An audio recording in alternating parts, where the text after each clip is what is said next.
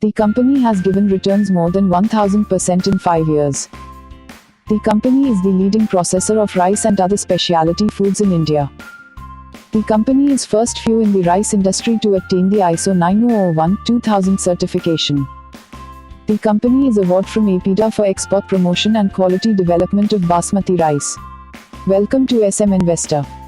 Be smart in life. The stock analysis is made on request of one of our subscriber. LT Foods Limited is one of the country's leading processor and exporter of packaged rice foods under the flagship brand Daawat. The brand Daawat is among the top players in the domestic branded basmati rice markets. LT Overseas has also made inroads into more than 50 countries across the globe, including markets like USA, Canada, UK, EU, Middle East and Africa.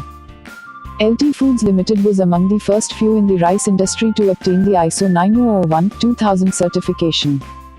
Obtained HACCP certification of SQF, Safe Quality Food.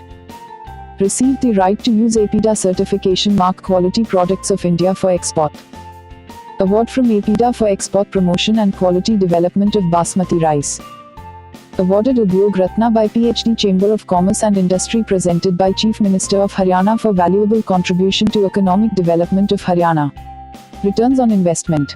If you had made an investment of ₹1 lakh in the company 1 year ago, your investment would be worth ₹101,405 with a gain of 1%. And if you had made an investment of ₹1 lakh in the company 3 years ago, your investment would be worth ₹530,441 with a gain of 430%. And if you had made an investment of ₹1 lakh in the company 5 years ago, your investment would be worth ₹1,284,746 with a gain of 1,185%. Shareholding patterns in the company. Its promoter holds 56% shares in the company and non-financial institutions holds 26% shares in the company and mutual funds holds 13% shares in the company. Therefore, promoter is major stakeholder and controller of the company. Top mutual fund schemes holding in the company. SBI LT Advantage Fund holds more than 5%. And SBI Small Cap Fund holds 5%.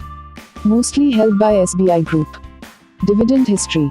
15% dividend payout for the year 2016 and 15% dividend payout for the year 2017 respectively. Therefore, the company is maintaining a constant dividend payout. Financial growth in the company. Growth in 3 years. In sales by 20% compared to industry averages 20%. And in profit after tax by 68% compared to industry averages -122%.